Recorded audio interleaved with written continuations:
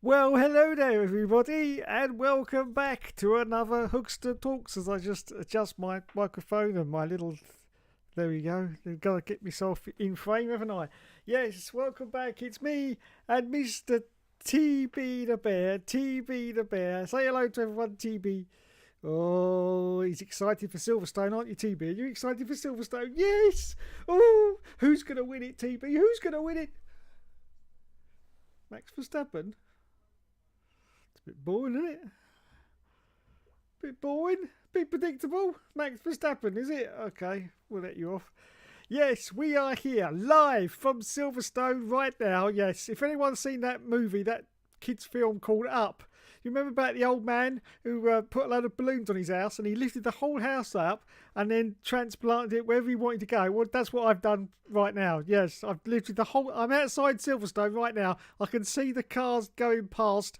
Not for any practice sessions. I think it's some of the F2 cars going past right now. We can see them out the window, can't we, TB? Yes, we can. So here we are then, live from Silverstone. Yes, me and Mr. TB the Bear. TB the Bear. Look at him. Look, he's so excited because it's the British Grand Prix.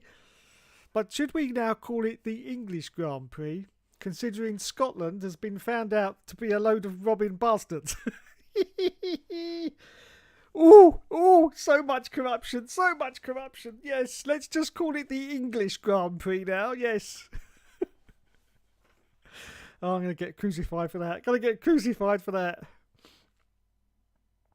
Hello, Mr. Will F1 Gaming. Welcome to the stream. He says Lewis Hamilton said he would welcome these protesters and activists again. Has he said that? Oh, well done. Well done, Lulu. We're just about to talk about Lulu in a minute anyway, so that's a good little segue onto Lewis Hamilton. So yes, this weekend it's the British Grand Prix. Yes, and finally, us peasants of the world, that's me, will get to see the whole event in all its glory. All the practice sessions, the qualifying, the race that nobody cares about anymore, especially the FIA. We'll see the race as well, all live. Well, it won't be live because I'll record it. I'm not going to watch it live. No, I'll never do that. That's a stupid idea. But I will watch it, the whole race. Yes, the whole race, just for you guys out there, so I can then suffer what you lot have to suffer every single week. Because I only get the highlights. It's all over in less than an hour, so it's not too bad. Every race is brilliant. So far, it's been a great season. Best ever. Yeah, better than that 1992 Nigel Mansell season. Yeah, that was... better than that. Because it's all been great. So I don't know what you lot are complaining about, saying about the season's been... Because it's great to me. So I say it's all over in about 45 minutes, so it's great. Great racing. Absolutely brilliant. So yeah, I'm going to suffer with all of you and watch the whole of the Grand Prix and see what all the fuss is about. All you're complaining. Because I don't know what you're complaining about. I think it's been a great season so far. Great season so far. So let's do our little segue into what I was just talking about. If I can bring it up onto the screen. What have I done with it? I've put it here somewhere. There it is. Right, let's get myself out of the way. Where should we go? Where should we go? Woo! I'm flying, flying, flying everywhere. But where will I land? Possibly up there. Boop! There you go. There you go. Shall I make myself a bit bigger? Steady now. Steady. Steady. Steady. So here's the first story we're going to talk about.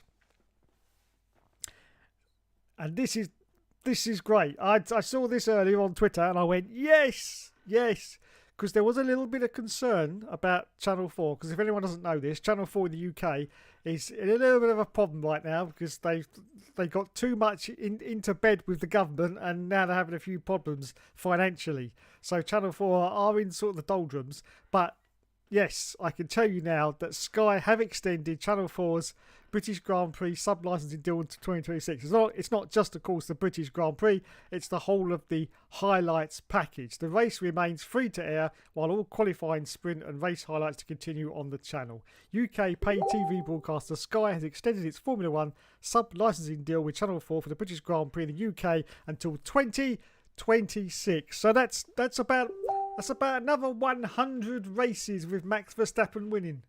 Yes, it's got to be that, isn't it? Yes. It's a sad thought, but it's probably true. It's probably true.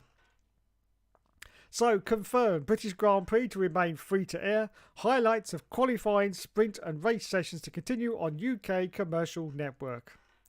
Context: last year's coverage of the British Grand Prix reached a combined audience of 7.4 million across the two channels, so the contract extension targets a continuation of a successful partnership that began 8 years ago. And of course that began after the BBC had to drop out of the coverage because basically they ran out of money, which I always find remarkable considering they get, what is it, £17 a month out of us for the licence fee, and yet they ran out of money and could no longer afford to continue the F1, and so Channel 4 stepped in and took it over, which was very good of them, I have to say, and so that's why we've had it on Channel 4 for the last 8 years. Comment: Alex Mahon, Chief Executive of Channel 4, said, "We're thrilled to have struck another Formula 1 deal with Sky and are delighted to once again bring UK audiences Formula 1 for free. The partnership between Channel 4 and Sky benefits the British public and allows everyone to get into the sport, brings in new fans," don't know about that, "and ensures Formula 1 gets much wider reach and prominence with British audiences. Just like British fans, I love the unique Formula 1 combination of engineering, technology, personal humanity." Are they talking about Lulu again? Hang on a minute. Personal humanity? What? Where's the personal humanity in Formula 1? A load of ponced up F1 drivers driving around a track and getting millions of pounds in payments. Yeah, I'm not quite sure about that one. I don't know where he dreamed that off from, but personal humanity is not two words I'd ever associate with Formula 1. I'm sorry. No. Maybe when Sebastian Vettel was on the scene, yes, but at the moment, there's very little personal humanity. Glittering glamour and unbelievable race tension. Except for this year. And the glittering glamour unfortunately disappeared since they got rid of the good girls. Yes, then it was glittering glamour, but now it's not. No. But unfortunately, those poor little grid girls have had nothing to do now, so they've had to get proper jobs. And yeah, they're really still grid girls, but they're pretending now because they're like TikTokers and stuff like that. Yeah, because it's the only work they can get. You know, if you're attractive, it's really only a few avenues available to you. That's sort of modelling or, you know, trying to be a presenter when you're not really. Anyway.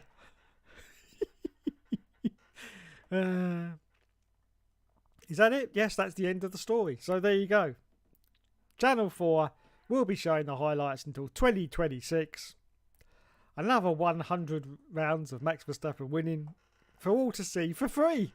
Fantastic. Hello, Matthew7657. He says, "Dominic Orlando is my F1 racing idol." Look, stop it now. Stop it, Matt. Stop it, okay? His head's going to be like this. Like this. I mean, it's big enough now. If you see his profile picture on Facebook, you'll know exactly what you'll know what I mean.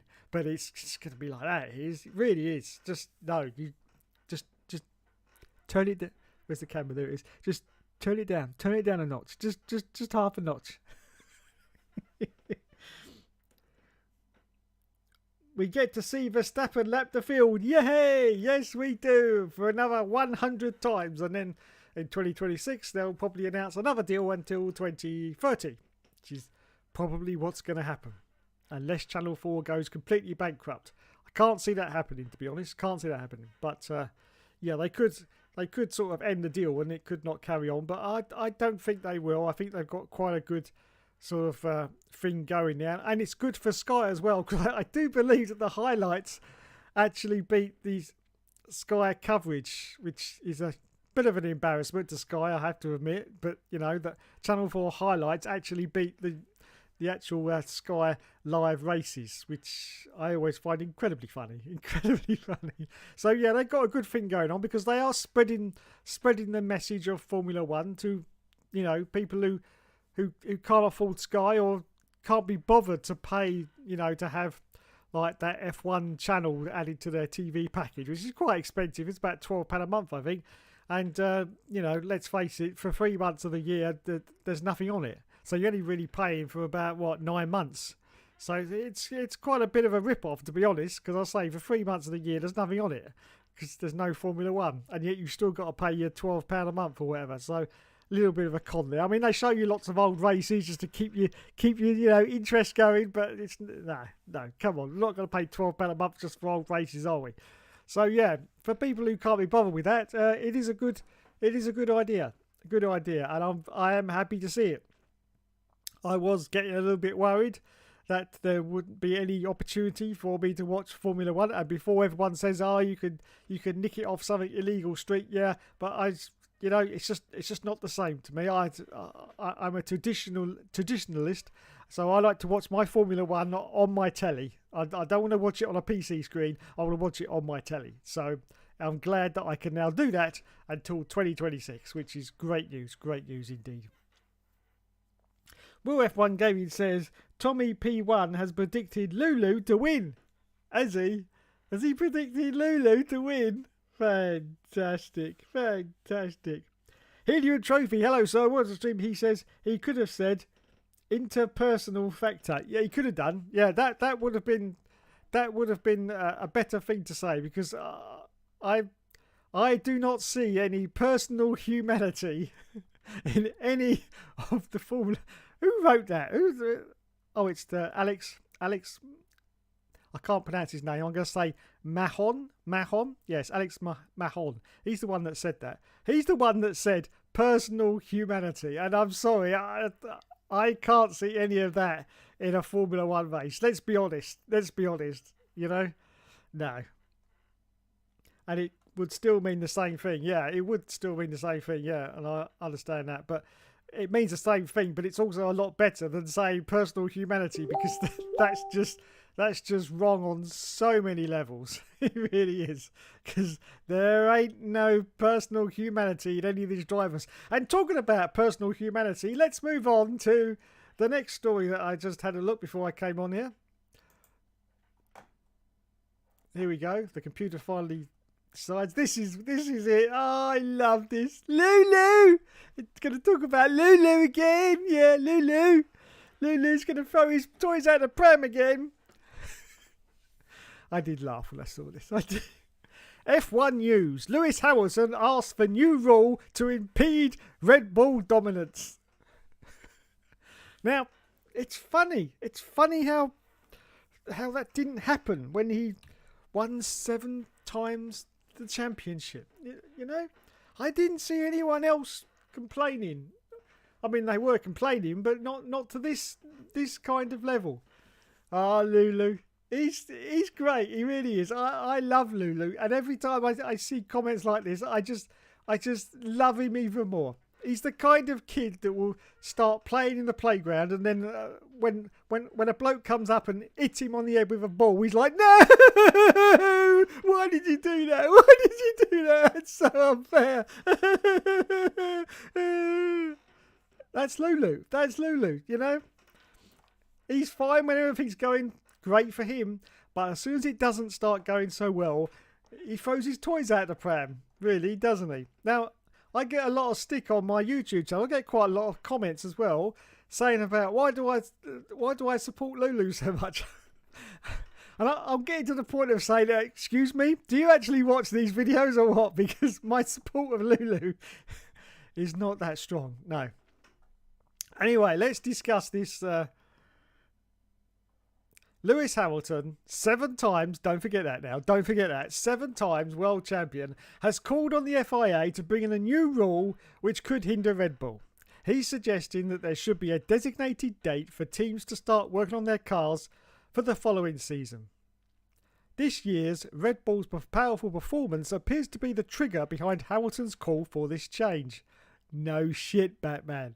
The Austrian team has won every race so far this year, with Max Verstappen winning 6 and Sergio Perez winning 2.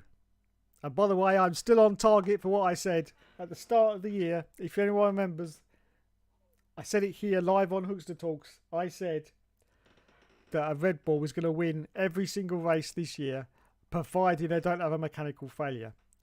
At the moment, I'm still on target.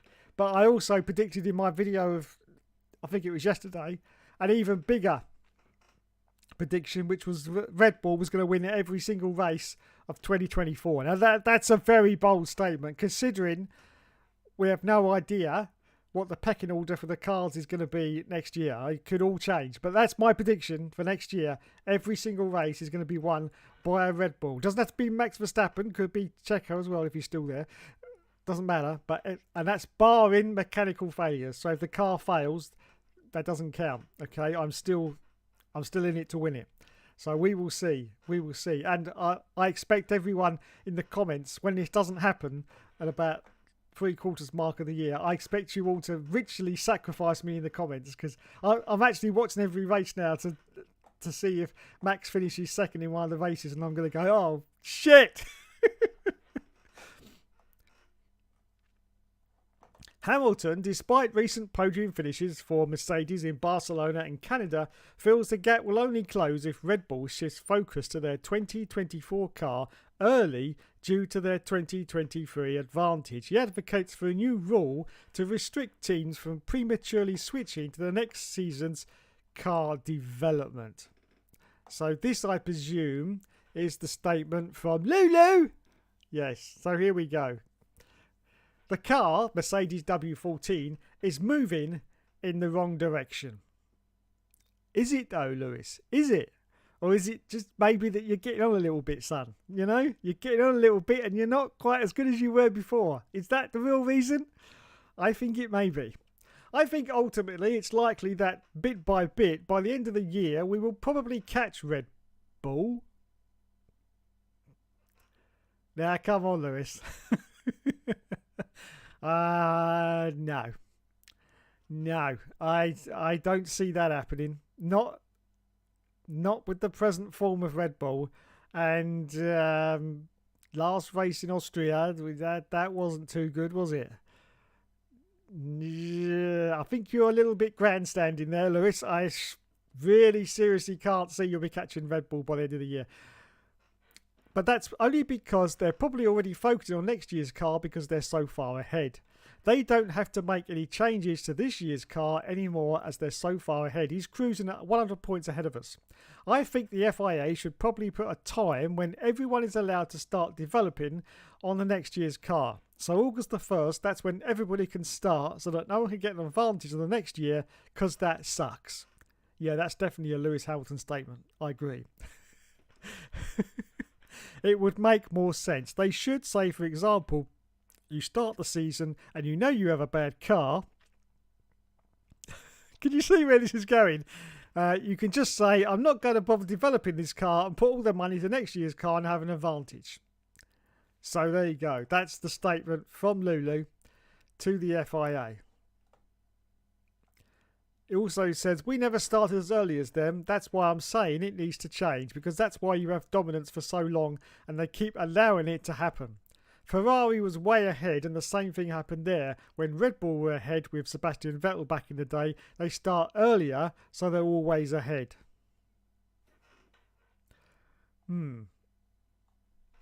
I was really fortunate to have one of those periods. Max is having it now, but with the way it's going, it will continue to happen over and over again, and I don't think we need that in the sport.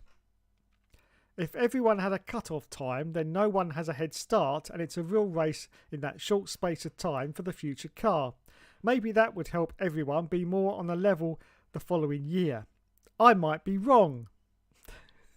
But something has got to change. You're right there, Lewis. It would be cool to see in the next 20 years that we don't have huge bands of time where one team lead too far ahead because we want to see better racing. The only thing I will agree with you there, Lewis, is that, yeah, I've said this before, dominance, unfortunately, is very bad for the sport, and it does kill sport, and it is at the moment killing Formula One. But there's absolutely nothing you can do about it. As I've said, what is Max supposed to do? He's supposed to slow down and let the other cars catch up? No. And congratulations to Max for doing the job that he's being paid to do, and he's doing it, and he's doing it very well as well. So there's nothing you can do to stop dominance. Dominance has been tried to be stopped several times over the whole history of Formula One. We all remember the 2002 season, of course. Total domination by the Ferraris. In fact, everyone got so fed up in the end. There was, of course, that famous race. I think it was the USA race when Michael Schumacher actually let Rubens Barrichello through to, I think, win the race possibly. And everyone just booed them on the podium because they were just completely fed up with the dominance, and it was just boo, boo, boo, boo, boo. So it's nothing new. After 2002, of course, Bernie Ecclestone, as I've said before, said change is going to happen, and change did happen. But it's not going to happen now at Liberty Media. It's not going to happen. There's no one there that's really got the balls to actually say, right, we're gonna change this to make it more exciting. Because at the end of the day, I don't think they care. They certainly don't care about the racing in Formula One. They really don't care about the racing. All they care about is the build-up and everything else that goes with it. They don't care about, the actual race that is on a Sunday.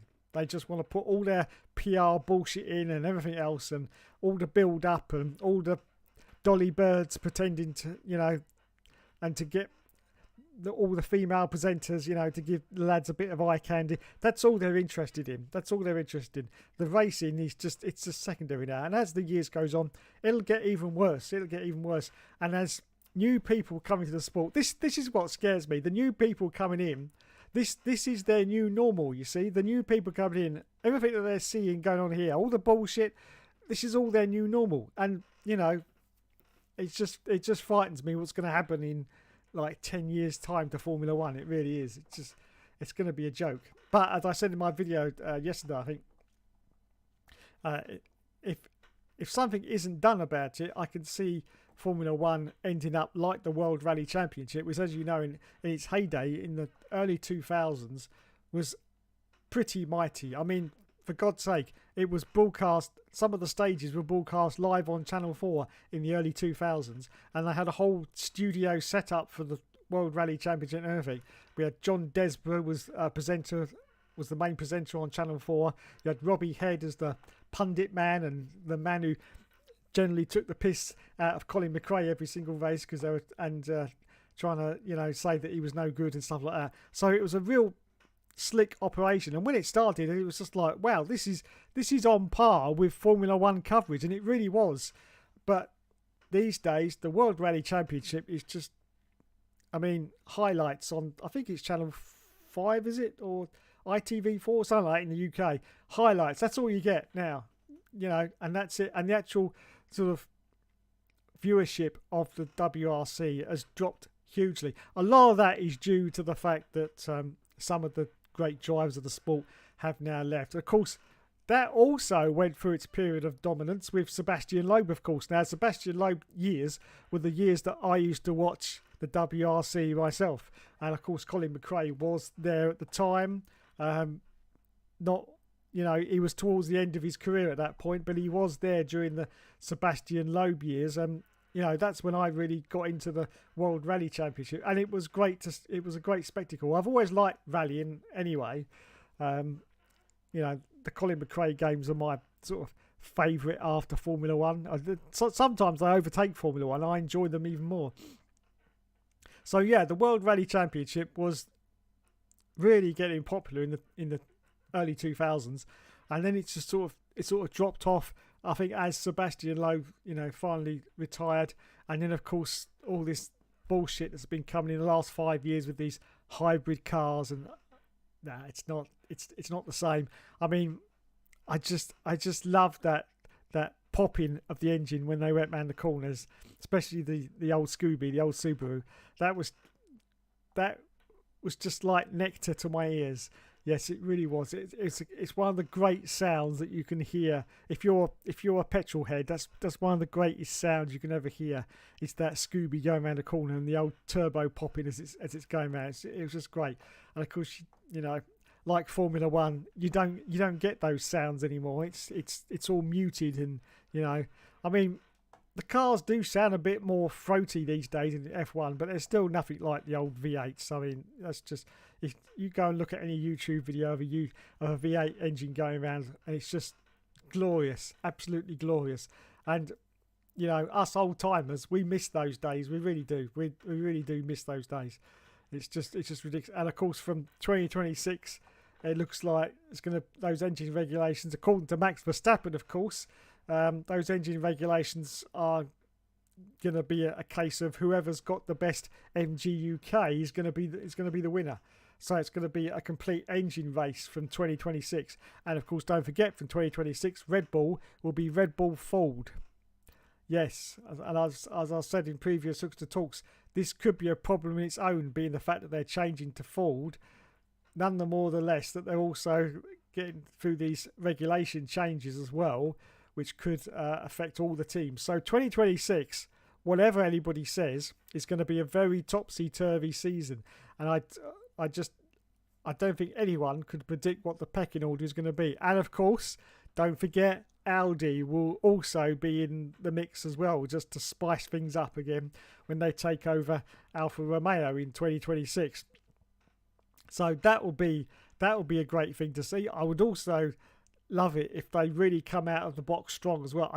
I'm not so sure they will. I think they'll have like a Toyota start to their season. I don't think they'll be that strong out of the box, to be honest, but it would just be great to see. I mean, it's not a new team because they've taken over Alpha, but a different team, let's put it that way, in 2026. So you've got a lot of things in 2026 to spice up or even change the show, but unfortunately until then we've still got 24, 25 to get through, and this could be like no change with the pecking order, no change with Max Verstappen. As I say, he could win, or a Red Bull could win every race until 2026. Then from 2026, it's anybody's game. It really is. I don't know what's going to happen. I don't think anyone could say, you know, exactly what's going to happen. Right, before I move on, what's the next story? Oh yeah, I'll just read the last story before we finish.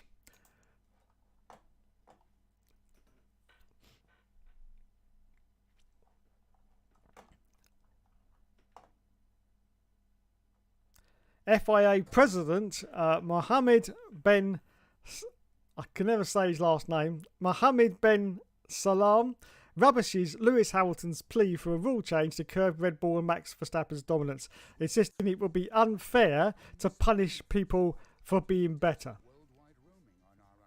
That's true, but Bernie did it in 2002 with Michael Schumacher because he changed the rules just to make it harder for him to win. We all know that. He changed the rules. What the hell are all these adverts running outside of this? Anyway, punishing Red Bull for their dominance over the rest of the paddock would be unfair, claims FIA President Mohammed Ben Salem. Red Bull, and in particular reigning world champion Max Verstappen, have been in a class apart this season, with the Dutchman holding an 80-point lead at the top of the drivers' standings. Lewis Hamilton recently ignited a row with his old rival Verstappen by calling for a radical rule change to put the brakes on Red Bull's runaway success, to which Hamilton replied that Hamilton was only complaining because he was no longer winning. And never a truer word has been spoken by Mr. Verstappen. Yes. So, Ben Salam said, if we go about what's good and what's bad, we'll open the door. I mean, what is good for Mercedes? Fair enough. Yeah, it's true. It's true. Personally, let's get rid of that now. I don't think it's all the car. I think George Russell is a very good driver. I don't think he's a great driver by any stretch of the imagination. I put him in a sort of, let me say, Nigel Mansell, Damon Hill kind of driver. Yeah, he's certainly got the potential to be a great driver, but at the moment I think he's just a good driver. So that sort of reflects on the performance level of the car. And also, Lewis Hamilton, since this year and last year when he moaned like a moaning little bitch that his car wasn't working properly, and I just don't think the car is that bad. I just think Lewis is 38 years old. He's reaching the end. Now, of course, a lot of people are going to say, "Well, what about Fernando?" Yeah, but Fernando is a different story. Yes, I don't know what Fernando's putting in his tea, but this is a completely different story to Lewis. Lewis looks very tired. He looks very much at the end. He wants a conclusion. He wants this all to stop now. Whereas Fernando, don't forget, of course, he disappeared for 2 years from Formula One. He left. Yeah, he took a break. That's what I think Lewis needs to do. He looks like a man that needs to take a very long holiday, because let's face it, he's been doing this kind of thing since he's 8 years old when he was karting. He's had no sort of life really.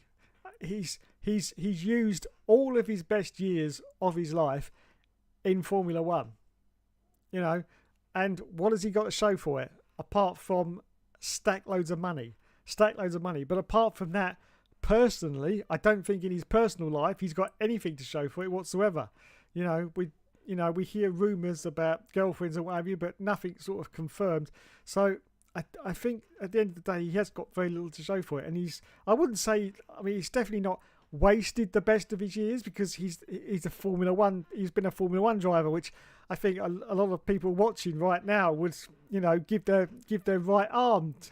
Where's the camera? There it is. Would give their right arm to be in his position. I know I certainly would have been if I'd have been, back at his age at 8 years old. I would have loved to have had the life that is, and he's had a life of privilege. Let's put it that way. I mean, it's for sure. He's definitely had, and he will continue to have a life of privilege, and after he leaves the sport, that life of privilege will still be there for Lewis. He's not exactly going to run out of cash and have to go and sign on at the dole office, is he? Let's put it that way. In about 2 or 3 years, he's set for life, and he's not going to stop what he's doing. He's going to continue. Maybe you go on to other sports, although I don't see it with Lewis. I can't see Lewis in something like the touring, the World Touring Car Championship, or even doing anything like the ones. It doesn't seem that interested. He only seems to be completely focused on Formula One. But as I say, at the moment, he just looks tired. He looks like he's sort of at the end, and he is 38. He is at the end. As I say, we'll take Fernando out of the equation because it's a different circumstance. As I say, he disappeared for a couple of years. Now he's come back. He's refreshed and he's ready. Whereas Lewis reminds me now of his last year at McLaren, just before he went to Mercedes. He looked very much the sort of same person that he was back then. He was completely sort of fed up with McLaren. He wanted something new. He wanted a fresh challenge. That's why he went and joined Mercedes. Because a lot of people said he was crazy because Mercedes weren't by any stretch of the imagination the top team. They were up there, and they had a lot of good results due to Michael Schumacher putting a lot of development work, and of course Nico Rosberg as well was in there as well, doing a lot of development work as well. But they certainly were a top team. And in 2013, at the end, of course, it was still Sebastian Vettel in the Red Bull winning championships. So they were a good team, but they weren't a great team. So a lot of people said, "You're mad, Lewis, to change." But of course, he did, and the result was total domination, which everyone was sort of very surprised about. I think even Mercedes were surprised in how good they were in the 2014 season. But these things happen. But I'll say at the end of the day, Lewis at the moment he just looks tired. He just looks tired, and I just wish he'd shut up. I just wish he'd shut up and just get on with the job. Get on with the job and stop making all these comments, because all it does is it makes you look like a plum. When you come out with all these comments, it makes you look like a plum. And I haven't got any ill will towards Lewis Hamilton. A lot of people think I have. I haven't. I haven't got ill will towards any of the drivers. But it's just all these stupid statements he comes out with. It's just, sometimes I just want to I just want to shake him and say, "Shut up! Shut up! God's sake!" Ridiculous. Right, let's go back to the comments. Bloody hell.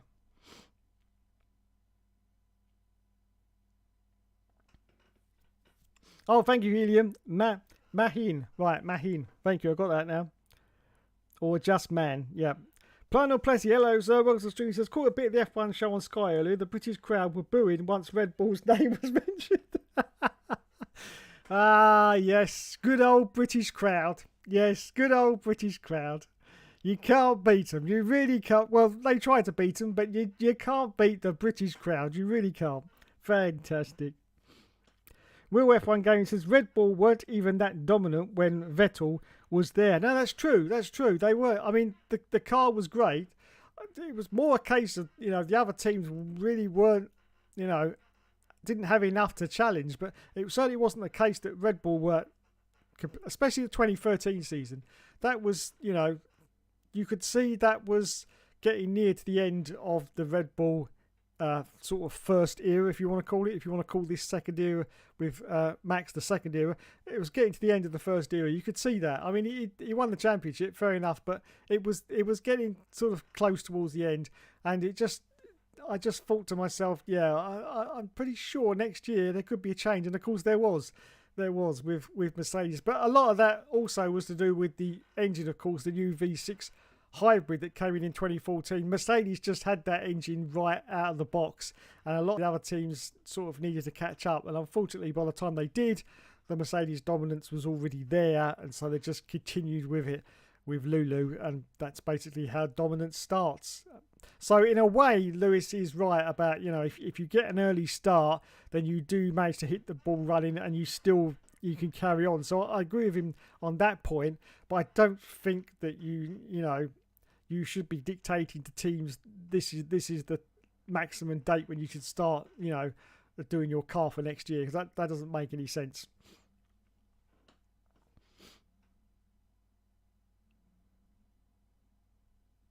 Here in Travis says, looks like he's sniffing the bullshit instead of getting away from it. Pardon the pun. Yes. No, I agree. Hello, Mr. HRD. Welcome to the stream. He says, I'm not going to the British Grand Prix again this year. I never go anyway. Good job. Yes. Too bloody expensive. But hang on. Let me look. I don't know if I want to look, actually.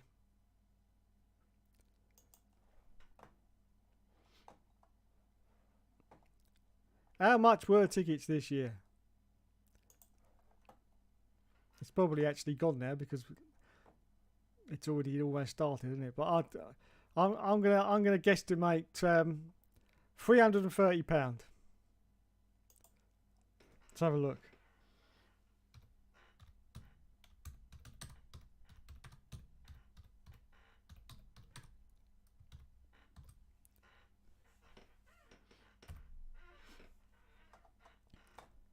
See if I can get a late ticket, shall I? Yeah, you'll be lucky, Dave.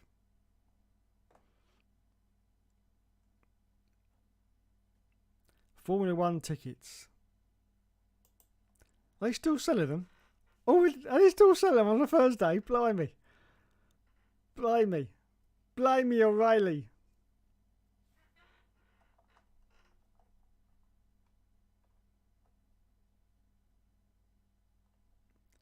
Blimey, here we go. Formula 1 ticket prices.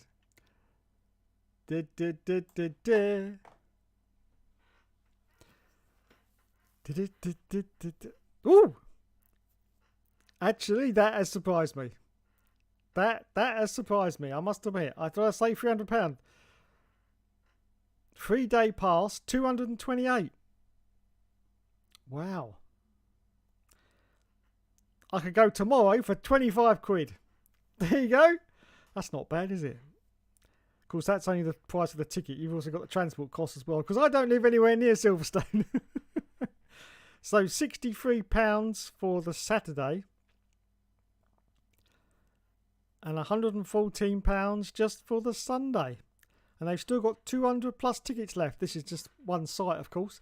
200 plus tickets. So there you go. If you want to go to the Grand Prix on Sunday, £114. That's not as bad as I thought. I mean, I'm sure I've seen that for £300 at some years, so it's either gone down or. But I mean, you know, it's still not cheap, is it? Let's face it, it's still not cheap. So there you go, 3-day pass, £228.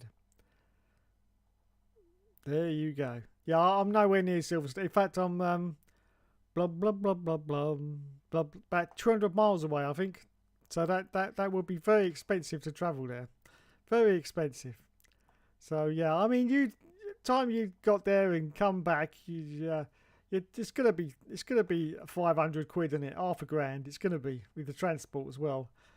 It's gonna be half a grand. So there you go, 500 quid. But the price, I must say, it's expensive, but it's not too bad, I suppose. Not too bad.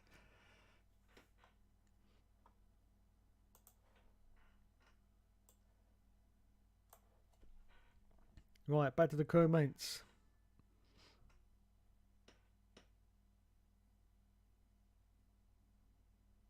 Hello, Scott Wanzer Streams. He says, Hookster, yes, it's me. I'm here live from Silverstone. No, not really.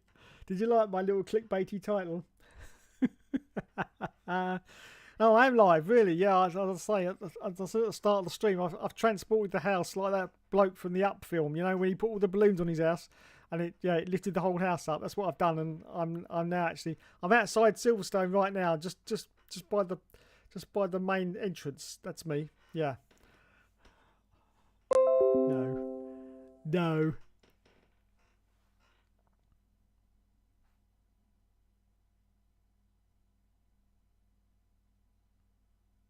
HRD says, I don't usually go because I'm one of those people that has to drive on any racetrack and won't take no for an answer. Yes, I understand. Championship is already decided, so no point going. That's true as well. Yes, the championship is pretty much decided. As Lewis said in that earlier statement, he's 100 points or whatever ahead of the next driver, so that's tough. That's a 4-race advantage over the next driver, you know, so he's got to have problems in 4 races just for the second driver to catch up with him. It's really not possible. It really isn't possible because, you know, he's going to have problems in a couple of races, but then he'll score points again in the next 2 and he'll catch up again. So, yeah, I think it's all over already. I also made another bold prediction a while back that the championship was going to be wrapped up with 9 rounds to go. I'm not quite sure whether we're anywhere near that yet. Possibly not. But yeah, so stay tuned for that one because that may be a thing. 9 rounds left, and I said the championship might be wrapped up. We'll see. I don't think we're on at the moment. Still lots to go, but we'll find out. Here's a question for everyone. How early will Max well, there you go. Look at that. What a brilliant segue that was. So there you go. It's my prediction. 9 rounds to go of the championship. I reckon he'll clinch it.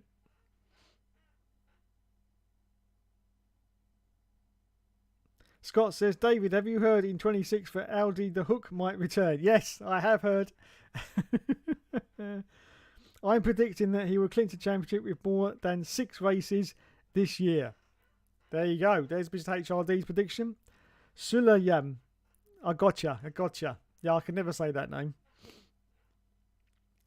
Scott said, and I could have a rant, but to be honest, I can't be bothered. I messaged you yesterday, but you said it didn't come through. No, I didn't.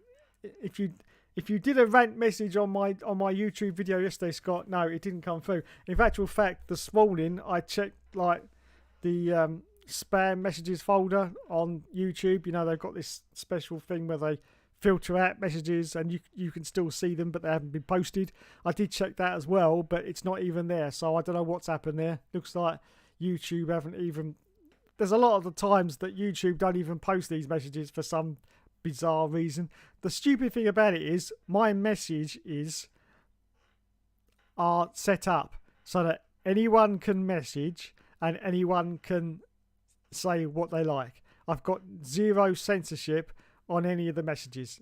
The only time I'll get rid of messages is if someone, you know, does a personal attack on me or whatever for no good reason. That's the only time I'll censor the messages. Apart from that, I allow all messages to come through. So if like for some reason you don't agree with what I'm saying and you think I'm a plum, that message will get through. But it's all whether YouTube deems that message as being with the community guidelines or not. So that part of it is nothing to do with me. I can't filter it out because YouTube filters it out. But I say, apart from that, I've got no restrictions on the messages whatsoever. So it is bizarre, Scott, that your message didn't get through. But I don't know. I looked for it this morning, it wasn't there. So as I say, YouTube's obviously, whatever you said has obviously been. It's just a robot that goes through the messages and they just pick up like keywords. And if that keyword is something that isn't part of their terms and service, then they just get rid of the whole message, unfortunately. So yeah, if you want to send it again, then feel free to, but see if you can think about any of the words that might be into sort of censor them or whatever. Put a couple of hashtags on the messages. That always works. You can say what you like as long as you put a couple of hashtags in the middle of it. So yeah, but I say apart from that, all messages that come to me are not censored. As I say, the only time I get rid of messages is if people personally offensive or attacking me for no good reason. But if you want to attack me because you don't agree with me, then feel free, because that is what debate is all about. Call me a plum and tell me to shut up. I love all that. As long as it's not personal attacking, I leave them on there, no problem.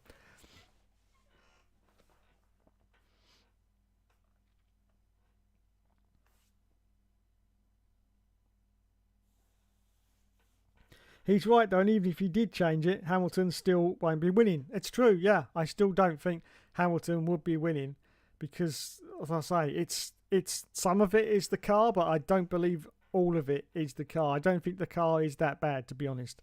I just think Hamilton is, as I say, he's reaching the end, and as I say, George Russell enormously hyped when he came into the sport, but I've never seen him as a great driver, to be honest. Good driver, yes, as I say, in the sort of Mansell and Damon Hill league, but definitely not a great driver. So if you put all that combination together, you can see that Mercedes' performance is about right. If Lewis is down a bit and George Russell is not as as good as a lot of people thought that he was, then the position that they're in is about right. It really is. I mean, the only way you'd know for sure, but of course it would never happen, is to put Max Verstappen in the Mercedes car for one race. I mean, that would shut everyone up, wouldn't it? But it's never going to happen, of course, because think of the secrets he could take back to Red Bull, and yeah. Not that they need these secrets, because obviously they're the dominant car, so why would they, but just anything to do with Mercedes that he could take back to Red Bull, no, Mercedes wouldn't have that at all. But yeah, that would be the only way to settle the argument, because I just don't feel it's all the car. There was all this talk about the zero side pods was the big, no, I just don't see it. Some of it was the car, but some of it is also the drivers as well, and I think Mercedes are in the position that they should be in at the moment, considering everything that's going on.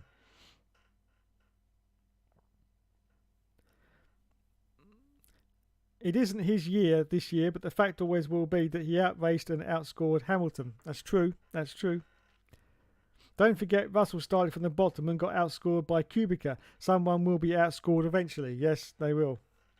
Silly fashion clothes and music nobody asked for. Yes.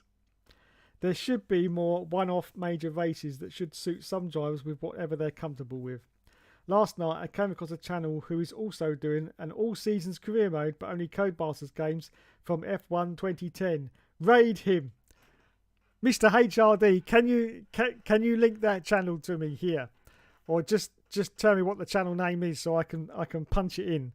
And yes, he will get a live cease and desist order from me, because no one can copy me now. No one can copy the all seasons.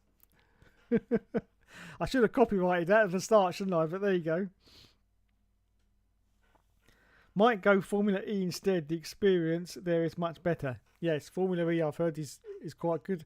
I've said for reasons in the past why unfortunately I can't watch Formula E, because my dad used to be a milkman and I used to go out with him when I was like 7 years old doing the milk rounds, and I have seen a couple of minutes of Formula E on the YouTubes, and it just reminds me of those pissing hard days when I was 7 years old delivering the milk, because the milk float, the cars going round the Formula E sound exactly like my dad's milk float.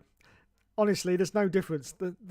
That whining sound is exactly the same as a milk float. And if anyone who's watching this doesn't know what a milk float is, because, you know, obviously some of you are too young for that. There was a day in the past when everyone used to get their milk delivered to their house. Yes, they'd come in like glass bottles. Yeah, and it'd be on your doorstep. Fresh milk every morning if you wanted it. And the sparrows hadn't pecked the bloody tops off because they're little bastards. Those little sparrows, you'd come in there and peck them because they were like silver tops. They used to peck the bloody top off. Oh my god. But milk back in them days was just a great commodity. I mean, it's crap now. It's in a plastic carton with a top on it. And you put it in the fridge and that's it. You put it in the fridge and forget about it. And you just buy it from a supermarket now. But, you know, that's just too easy. Back in the old days, mate, you had to work for your milk. You had to fight for your milk. You had to fight off the sparrows just to get your pint of milk. Yes. Hopefully they hadn't picked the top off, the little bastards, and got into your milk, because you don't want to drink milk once a sparrow's been in it. No, I'm sorry. They're not the cleanest of animals. And you don't want it. But yeah, but the best thing about the milk was because you had to make 2 holes in the top, one for air and one to let the milk out. And if you forgot that, it was calamitous. It was absolutely calamitous. And sometimes you couldn't be bothered, so you just used to push your thumb into the little bit of foil in the top, and oh my god, and then your thumb would go straight in and the milk would shoot up in the air like that, and you get covered in milk. Absolutely covered in milk. Those were the days. Those were the glory days of milk. Sadly, they're gone now. They're just, I mean, you know, supermarket, pint of milk, plastic top, pour it in me tea or whatever, drink it, and it's done. But back in the old days, and you used to have these men. I was one of, well, I wasn't. I was only 7 years old, but I was one of those men that would be out there in freezing, and it was fucking freezing temperatures, rain pissing down on you, yes, and you had to get this milk, and it was in the back of his milk float, yeah, and it was like a flat level on the back of a milk float. It was an electric milk float run by electric, yeah. We had electric milk floats back in the day, so everyone going about electric cars now, it was in the 70s, mate, the 70s, and so you'd have these like crates, and they all had pints of milk in them, and you'd have to put your hands in and grab these 2 pints of milk and then trundle up to someone's doorstep and put these 2 pints of milk down. And if you were a good milkman, you do a little knock on the door, you know, to say, milk is here.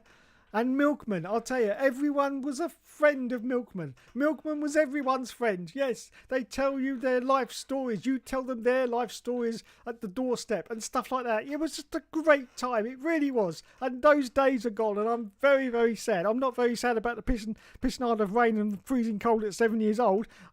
I really don't miss that at all. But the whole experience of milk is just lost now. It's just lost. It really is. And I'm very, very sad. Very, very sad. Oh, dear. There you go.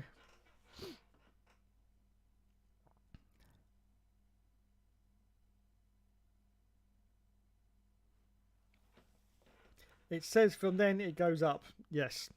I can't go anyway because I have to go to my girlfriend's scan thing at the hospital where we find out the gender of our baby.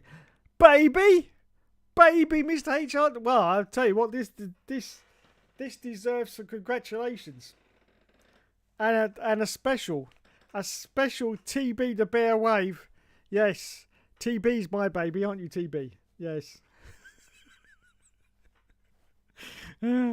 So here we go, Mr. HRD. A special wave to whatever the gender of the baby turns out to be.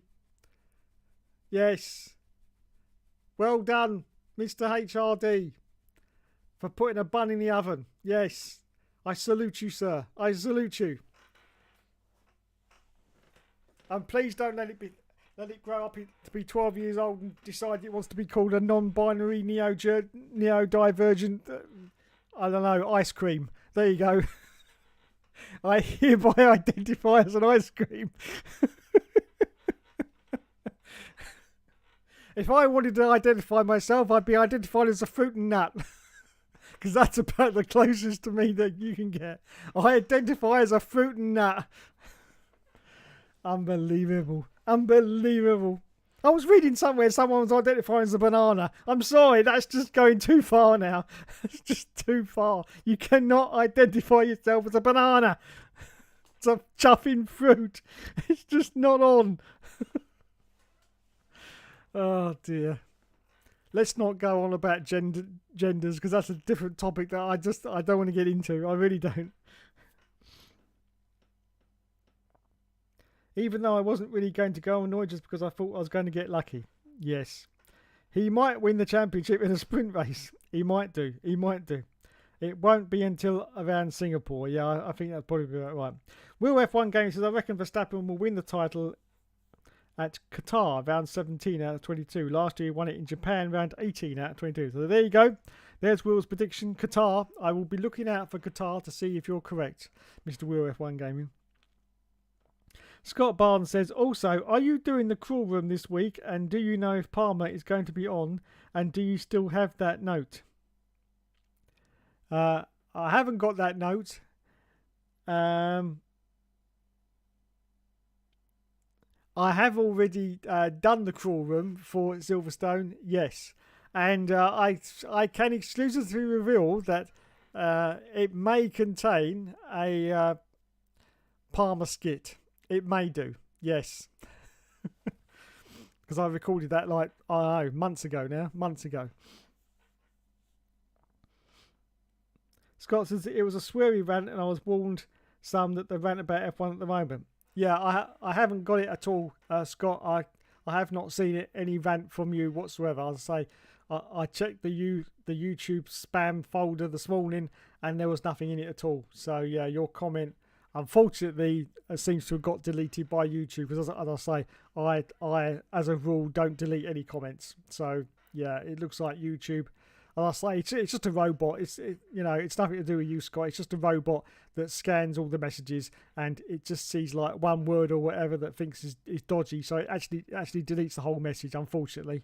So yeah, if you haven't got it again, if you want to type it out again, Scott, and give it another go, it's up to you. But yeah, unfortunately, no, I didn't see the message. Matthew says the 2021 season was actually not that bad bar the ending. Missed that sort of unpredictability. Yeah, it wasn't too bad. I must admit, it wasn't too bad. Apart from that ending that people will be talking about in the next 100 years, I do believe. 2010 and 2012 were even better. Yes, 2010 was a favourite of mine, I have to say. Didn't start that way because, of course, it was the first year with no refueling. I just thought it was a little bit near when they came into the pits and didn't refuel. But I soon got used to it, and as I say, the season as a whole in 2010, I did enjoy quite a lot, I have to admit. And of course, 2012, when you had, 6 world champions on the grid, was it in 2012? Six world champions. That was an enjoyable season as well, I have to say. Plumper says, get over to NASCAR. Some Aussie supercars driver did the street race at Chicago and won. Wowzers. Hamilton says, Will F1 Game has been on a decline since 2020, honestly. Yeah, I believe he has. I believe he has. Definitely been on a decline. I mean, he got very close in 2021, but you could still see that he was on the download. He was on the download. He was definitely going down. And I think that is the problem.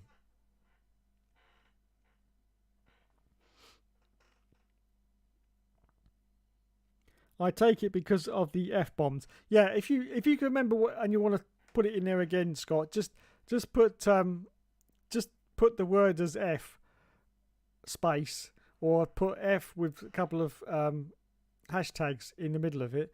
That usually then gets passed by YouTube. they usually let it go through. So if you could do that, if you can't remember what it was, or it was too long, you don't want to do it again, that's fine. You know, I can appreciate that. Sometimes I've sent long messages and they haven't posted, and I'm like, oh, I can't bother sending it again. So I understand if you don't want to do it, but if you do, just put F plus and then a space, or F with a couple of hashtags next to it, and it should then go through to YouTube. So yeah, if you want to do it again, please feel free to. I will try, says HRD. Thank you. Hamilton says he wants to stay for another 5 years. Wowzers. So he's what, 38 now? 39, 40, 41, 42, 43. 43. What do we reckon? I can't see it, honestly.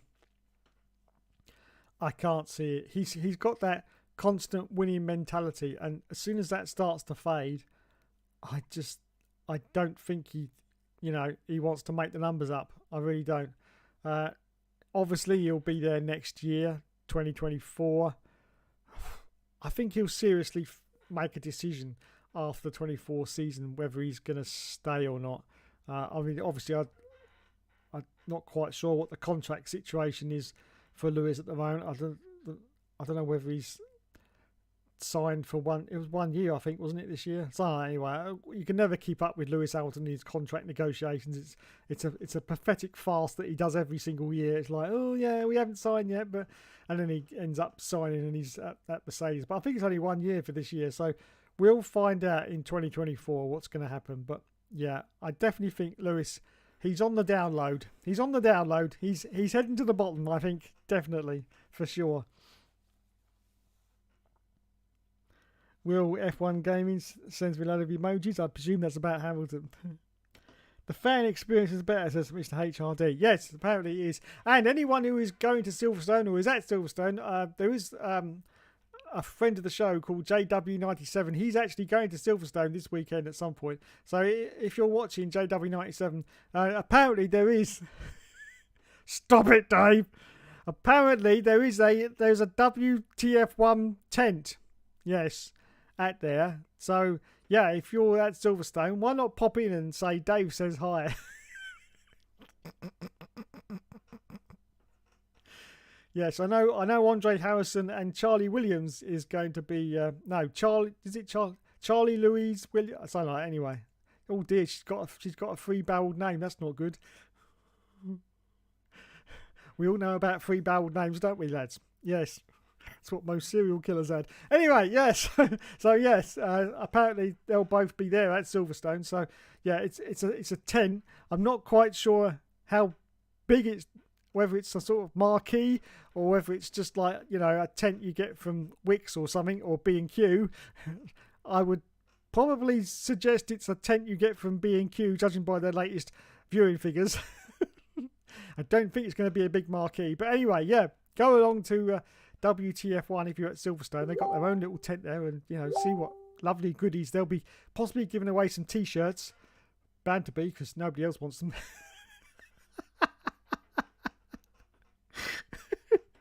so bad. So yeah, go and I seem to be having some kind of audio coming through. Let's turn that down. Maybe that's coming through from the internet somewhere. Anyway, yeah, so yeah, go to the WTF1 stand and say hi to Andre and Charlie and possibly another 6 new presenters that they've got there, because they change every week. Yes, it's like a revolving door of presenters. Yes. Oh dear. Never mind. HRD says, I assume nowadays there's so many tramps and chavs around, either nicking the milk or doing something to the milk to prank people. That's true. That is true. That is true. Unfortunately, the main reason is because the supermarkets just came in and destroyed the milk market, because they just... The one thing about milk at your doorstep was it was quite expensive. It wasn't cheap by any stretch of the imagination. And the supermarkets just came in and destroyed that, because they offered it half price. Most of the time it was half price what you were getting from the milkman. and so slowly the milk rounds started to dwindle off, because obviously if you can get milk for half price. But it's just the fact that, you know, you could get it on your doorstep every single day. You didn't have to go out or, you know, order it or whatever. That was the glorious thing about milk. You know, everyone had the availability of milk back in the day, which you know, you haven't got now. I mean, my milk's run out in 3 days, and it's like another 3 days before I can be bothered to go and get some more, you know, because it's like I can't be asked. So yeah, I get milk for 3 days, and then for another 3 days, I just drink tea. I just drink black tea because I just can't be bothered. And yet, you know, when the milkman, every day you had fresh milk waiting for you, and it was just glorious times. It really was glorious times. But as I say, the supermarkets undercut them. It started to dwindle off, and then I don't think anyone delivers milk anymore. I think that went about. I think the last of the milk deliveries went about maybe 10, 15 years ago now, something like that. But yeah, I was still getting milk right up until it stopped. To be honest, which is, as I say, I think about 15 years ago now. But yeah, just a shame that I say everyone had access to fresh milk, and now they haven't. No, because it's like a supermarket, and of course, you know, with the cost of living crisis, milk now has skyrocketed. Unbelievable. My local shop's now £1.20 for a pint of milk. £1.20 for a pint of milk. Are you having a bubble bath? £1.20 for a pint of milk. Unbelievable. Really is. That's why I say I spend 3 days and I can't be bothered. I'm like, nah, I'll just drink black tea. Tastes like shit, but it's better than spending £1.20 on a pint of milk, I tell you.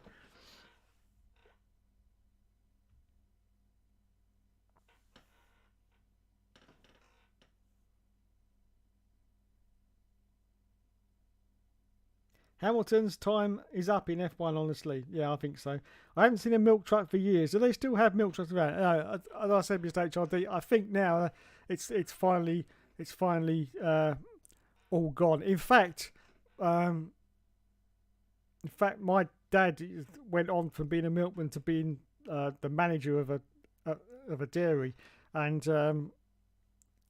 he died in when was it 1994, and the milk deliveries were just starting at that time to sort of dwindle. So that was 1994. So yeah, I think we haven't really had milk deliveries since about 2000. Since about 2000, I think, is when that's, you know, I would say there were probably deliveries still going on in, like, you know, Outer Hebrides and places that are out of the way and stuff like that where people can't get to supermarkets. They were probably going on until about, I don't know, 2008 probably. But I would say we haven't had any milk deliveries anywhere since about 2010. So that got to be 2010. So yeah, very sad, very sad. I'll say that was my childhood, you know. I mean, you'd get up in the morning, yeah, and there's a pint of milk waiting for you, waiting for your cereal or whatever you had before you went to school. That was our day, you know. You always had a pint of milk ready for you, which you just haven't got these days. You just haven't got. As I say, you know, half the time I can't be bothered to get any more. 3 days and I keep sniffing it. I wonder if I can get another day out of it. It's just ridiculous. It really is. Whereas, you know, fresh pint every day. Job done.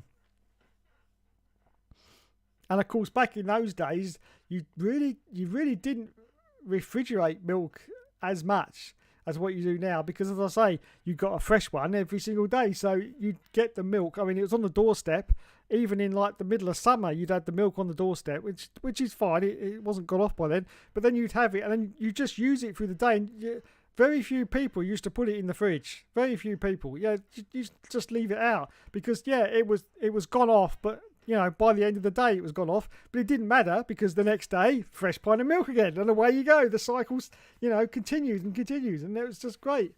So yeah, and as far as I know, I think it was 7 days a week. I think it was 6 days a week. I think Sunday they didn't deliver. I think it was. So you had to sort of, You had to make your milk last. You know, I think the weekends was when we actually put it in the fridge. Yeah, so that it would last through Sunday before Monday again.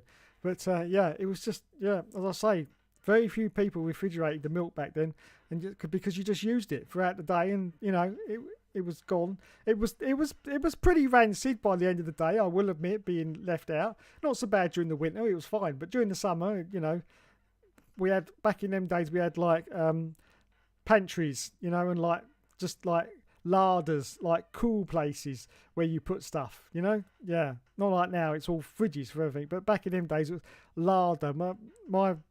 My nan used to have a larder in her house, and it was nothing. There was nothing in there. It was just a cool place where you could put stuff in, but it wasn't a fridge. There was no refrigeration elements in it or anything. Just a cool place where you used to put the milk in there. You used to put your butter in there as well. Yes, to stop that going really soft.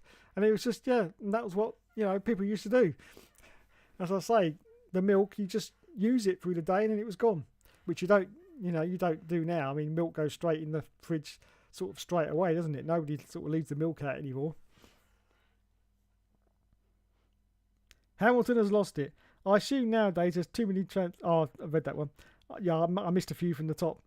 My dad used to force me to cycle to the shop just to get 2 big cartons of milk when I was a little kid. They were torture. Yeah, I know. Some of that milk, trust me, because as I say, I used to do the milk rounds when I was 7 years old, so you can imagine I was only knee-high to a grasshopper. Some of that milk was ucking heavy. Yeah, ucking heavy, especially those big cartons. Jesus.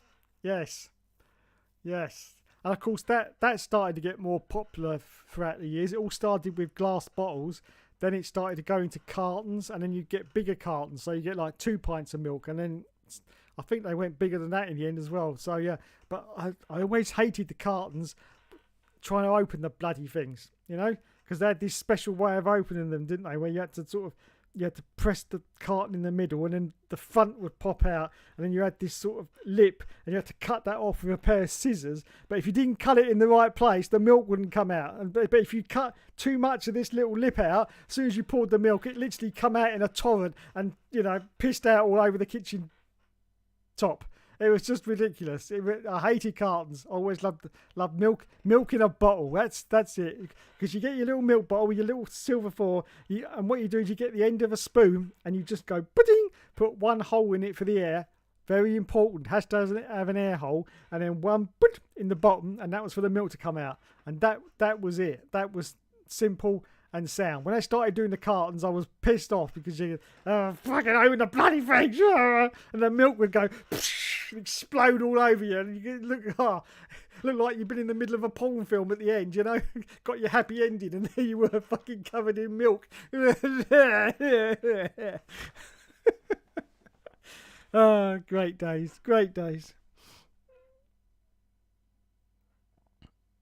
Congrats, says Mr. Scott Barnes. Woohoo! Oh yes, that's to the baby. Yes, congratulations. Well done indeed. Many might say I will do a runner. Nah, he's not going to do a runner. I'll tell you, he's got integrity. He's not going to do a runner. No.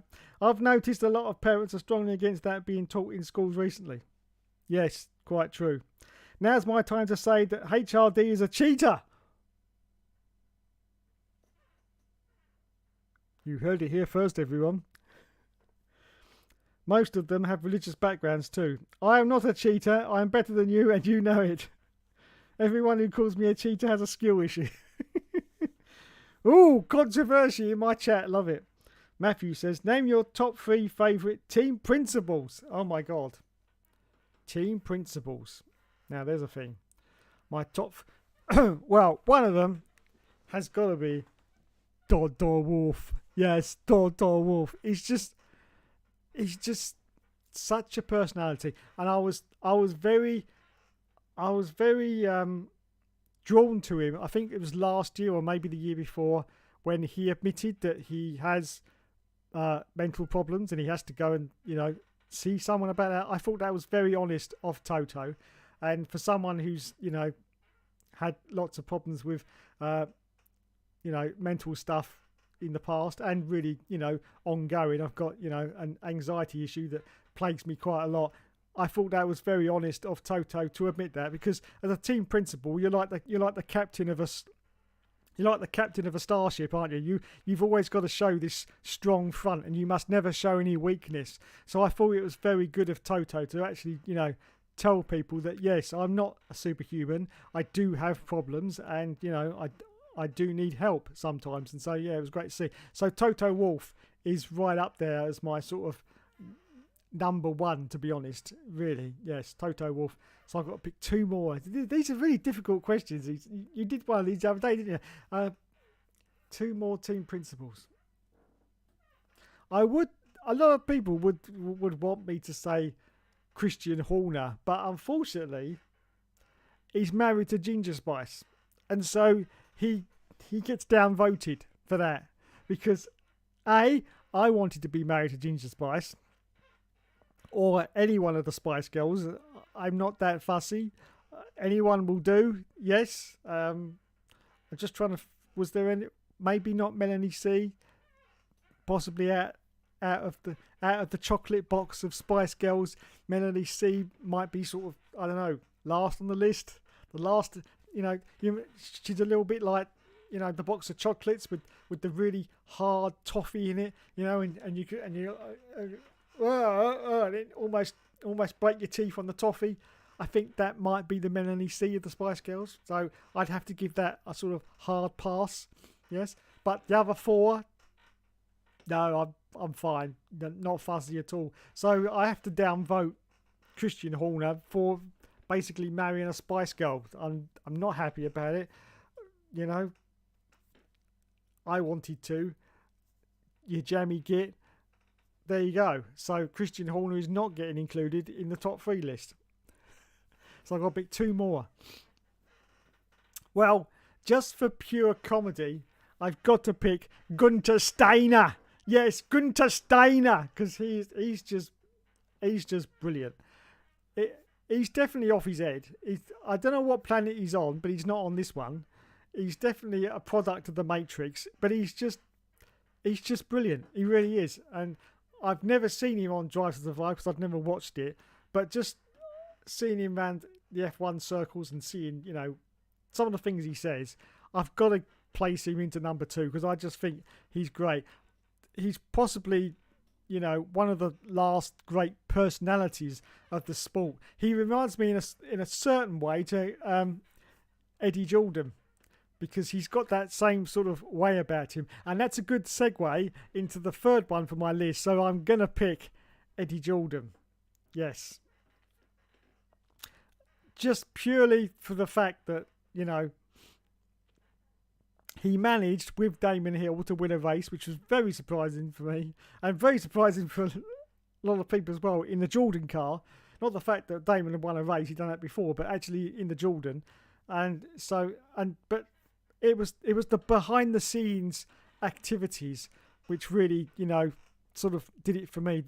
The sort of, I suppose you could call it dodgy deals that he did with a lot of the drivers, we'll give you this amount of money if you go and have this driver or what have you. That was going on all the time with Eddie Jordan, but he was a very smart man and he knew exactly what he was doing. Well, he was Irish, so that sort of tells you a lot. He knew the right deals for the right time that was going on. I mean, I understand he came this close to having Michael Schumacher in his team at some point. If I remember rightly, it was the deal was that close, but unfortunately he didn't get him. But yeah, so he was, and he was a very, very canny lad, as you like to call him. Very canny lad. And so he would be in the top of team principals, I have to say. Now, so let's do a reverse of that. Now, I would like to mention Frank Williams, but unfortunately, because he's died, I wouldn't feel fair to be mentioning, someone who's no longer with us. But Frank Williams, of course, was, a great team principal, no doubt about it. And he was the one that if you were a driver coming through the sport, you basically wanted to go to Williams to learn as much as you could, and you could definitely, all you had to do was sit with Frank Williams for about 10 minutes and you'd learn a hell of a lot, because he just knew everything about the sport, even things you didn't want to know or had no interest. He knew it all, and so he was a great team principal to, to be there. But he did have a very good number 2 as well in Patrick Head. Patrick Head was very knowledgeable of the technical side of Formula One. Very knowledgeable. He knew every nut and bolt about cars and everything. He really was. So yeah, Patrick Head was, a great foil. So now we're going to move on to team principals that weren't very good. I wonder if I can get a top 3 out of this. Yeah, I possibly can. We'll start, of course, with possibly, the one you think I'm going to say, Flavio Briatore. Yes, Flavio Briatore. Quite possibly the worst team principal in Formula One. And, of course, famous for the infamous crash gate of 2008, was it? Yeah, 2008, where he ordered Nelson Piquet Jr. to crash his car so Fernando Alonso could win. But there was so much dodgy dealing going on behind the scenes with him at Benetton. It was unreal, and a lot of it didn't come out until a lot later. And a lot of the championships that I thought were won squarely back in the day, like the 90s, actually weren't. No, because of the things that Benetton was doing. I mean, every single week during the 95 season, Benetton were getting accused of, doing this and doing that. And a lot of it was found out afterwards to be true. So they were cheating. Yes, and of course, the man in charge of that at the time was Flavio Briatore. So he has to be made accountable for everything that he did. And he really tarnished the sport in a very, very bad way. I'm glad, he left and didn't come back, basically. But yeah, so Flavio Briatore. So 2 more team principals. I'm just trying to see whether team principals are actually sort of people connected with teams, because there was that. I'm going to say, was it that Ferrari mechanic who sold secrets about McLaren or whatever? I can't remember his name back at the time, back in the day. But there was that other. What was that other? Oh, I'm forgetting his name now. That other bloke who got sacked for 17 years on Formula One or something, and he came back recently. I can't remember. But anyway, so yeah, Flavio Briatore is my top man for worst team principal. So can I think of 2 more? More recently, was it Mario Binotto, the Mr. Clown Man? I don't think he did a very good job at Ferrari, to be honest, and that's why they got rid of him. I don't think he did very good. I can't think of there's probably been loads, but I just can't think of a third one. And of course, on the flip side of that, there's been loads that have been really good as well. You had Stefano Domenicali back in the day at Ferrari. He was a really good team principal, but of course it was a top 3, so I've actually only picked 3, but there was loads back then.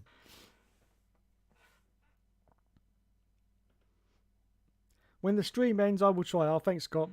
Daniel says, I doubt it. Depends on the car whether he thinks he can win again. That's true. Formula E, not F1. KDF1 says, I wonder which presenters they've dragged in from the streets for the WTF1 stand. Yes, which presenters have they dragged in from the streets? I bet Harry Benjamin is there. I bet you. His first video on WTF1, the comments were absolutely... Don't like this guy, they said. All I do now is sit there after WTF1 posts a video to read the comments. It's like some kind of sick, twisted game I just love to play. It's like watching the Saw movies. I try to stop myself, but I just can't. And I don't watch the videos. No, I click on the video. As soon as the first ad comes up to the video, I press pause, and that's it. I never watch the video from that point, but I just go down. I always leave it a couple of hours as well, for the comments to build up. I just go down the comments, and it's really great. It really is, As I secretly said on their last stream, which nobody would know about it because I wasn't posting as myself. They've gone through more presenters since Christmas, when they started after Matt and Tommy have left, than Santa Claus has delivered presents. It's just been ridiculous. Like a complete revolving door of presenters going round and round and round. And you can't you can't, you know, gel or get used to anyone because they're gone, and then someone else comes in. It's just crazy, just crazy. And on their last stream, they had Devon Butler on the last stream, and I did happen to post, not as myself, that I said, oh, that's it. So you've run out of real people to actually be on your stream, so you've ended up fictional characters. They obviously couldn't pay the last people. I mean, they started with the first one they had was Josh Revel. Everyone knows that, the Australian YouTuber who does all the sort of like documentaries about F1 and that. He was the first one on their streams back on, you know, about 3 months ago when they started these sort of after race streams, which was where they were it was Andre just talking to someone else. Yeah, they started with Josh Revel, and it's just slowly gone down, and you know, they couldn't find anyone else. I was expecting to get the call at some point because you can't get much lower than me. If you ever see me on WTF1, you'll know the channel's finished. But I was expecting to get the call about, oh, do you want to be on? Because yeah, but no, they've got Devon Butler, the bloke, you know, the voiceover artiste for Devon Butler to be on the last one, because I was saying they've run out of people to. They obviously couldn't pay him much, you know. They probably said to him before they come on, we can only pay you, you know, per views, and of course, you know, they're getting about 8,000 views a video, so that's about a tenner. So everyone's gone, nah, I'm not going to sit there for 45 minutes and get paid 10 quid. Which I can, you know, I can totally understand. I really can. If they go to Formula E, then I will. Plano Plessis says, if WTF1 is still going, yes, Mr. Plano Plessis, they are still going. It's sort of reached the point now of, what's the old saying? Flogging a dead horse, basically. Yes, but they are still going. They seem to be doing a lot of shorts now because they get very good views on the shorts. But it's not difficult to get very good views on shorts. That's the trouble. In fact, it's very, very easy to get good views on shorts. And what you have to remember is, okay, you make 4p per 1,000 views on a short. 4p. Yeah, that's it. That's all you make. Because it's like one big pot and then it's equally shared out between everyone. It's not like, you know, how YouTube works it out, whereas if you get more views, you get more money. Well, it's an equal pot share out. So you get 4p for every video. Now, just to put that into context, I've released so far 18 shorts on the old Formula 1 game to the intros. 18 shorts I've released so far. Some of them got quite good views, like 500 a piece. They average out about, you know, the usual 100 views a video, whatever, something like that anyway. But I've done 18 of those videos so far, and I checked YouTube the other day, and I've made 12p. 12p, okay? So that tells you how much you make on YouTube Shorts. I'll say it's 4p per 1,000 views. So even if you're getting, you know, 100,000 views on a video, which some of those WTF1 shorts are making, it's, you know, it's not a lot of money. It really isn't a lot of money. It's certainly not enough to pay editors, presenters, and stuff like that. You know, it's just not there. So I don't know where they're getting their money from. They're certainly not getting it from t-shirt sales, because no one's buying their t-shirts. So God knows. God knows.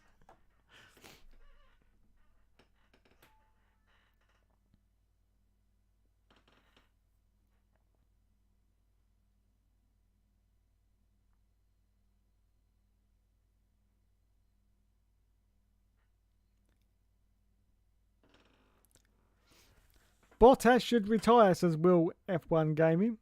I'm sorry, I can't go any further up the stream than that. It won't let me. Hang on, let me see if the laptop will let me. 22:11. What's the time now? It's 22:24. Let's have a look and see if I can go a bit further up than that, in case I've missed one. But the tablet won't let me scroll up any further. I'll read some of these more out there before I see if there's any more. Ginger Spice is a fascist Tory. Thank you, Mr. KDF1. When Yes, I know from experience how much of a Tory lover you are. So well done. He also knows I'm a Tory. That's why he says it to wind me up. But I agree with you. By the way, I'm not a Tory anymore. I'm not anything anymore because me and politics, we're done. We're done. So when the next election comes out, I'm not voting for anyone. Stand by. Just got to look at my laptop. Because I can't go any further up there.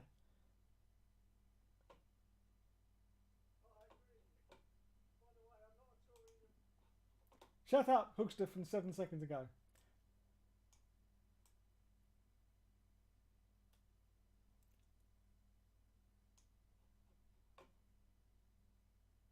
Let's go back 10 minutes.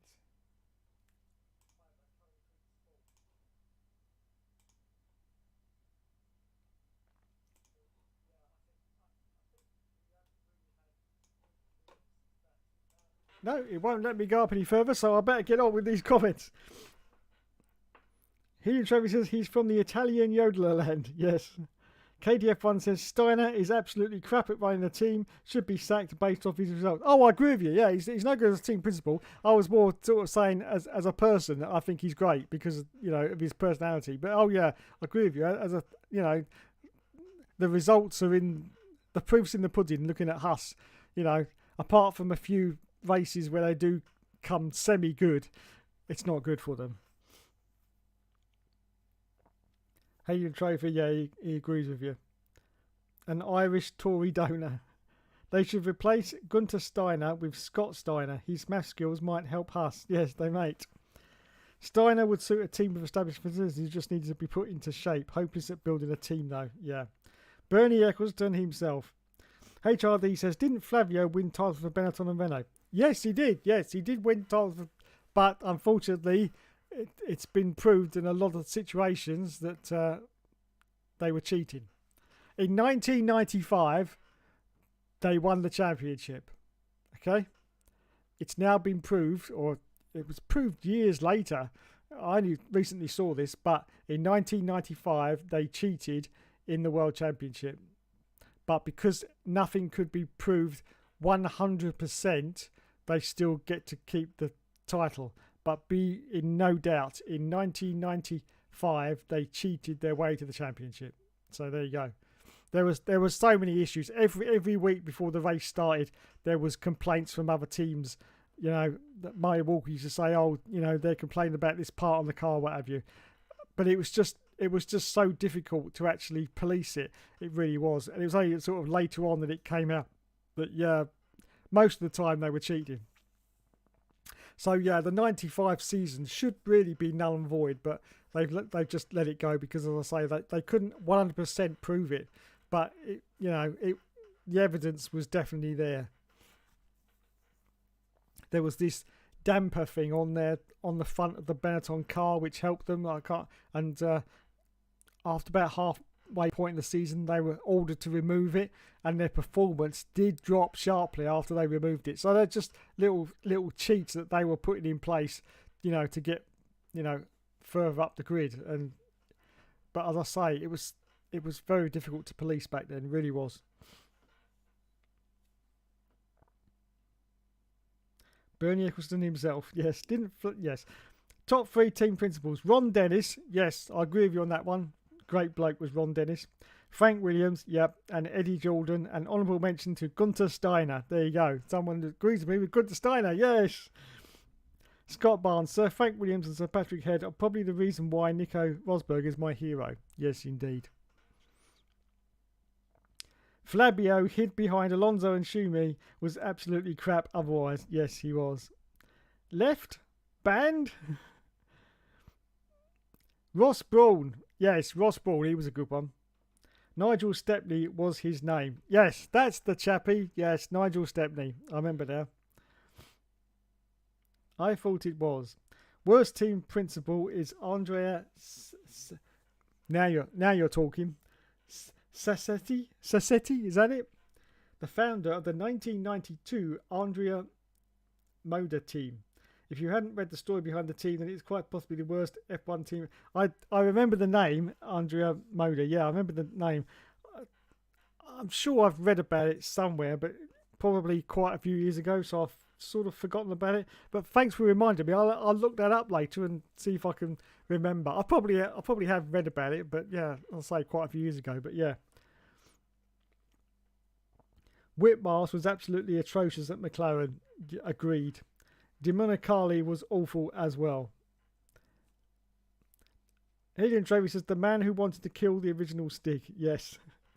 To be honest, I think the person who you called man unpopular opinion, I think he's underrated in 22. He got his most wins for in his career.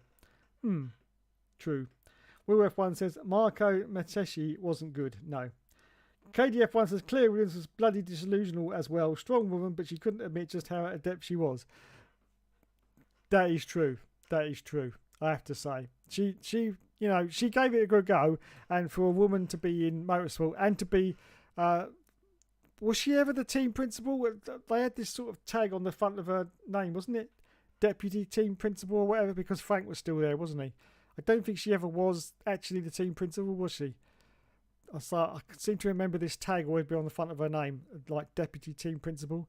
So she gave it a good go, and as I say, being a woman in the sport is always, especially having sort of the top job, even not in the name, it's still the top job. So yeah, good on her for giving it a go. But yeah, she was out of her depth, and towards the end, of course, she really seemed out of her depth, especially when they started getting paid drivers in the team because they had no choice. I mean, Lance Stroll, wasn't it? He was at Williams. He was paying to be there, wasn't he? If I remember rightly, or at least his dad was paying the money. But yeah, Lance Stroll was one of the sort of paid drivers. And as soon as Williams started getting paid drivers, you knew it was the beginning of the end. You knew it was the beginning of the end. And of course, she then left pretty soon afterwards as well.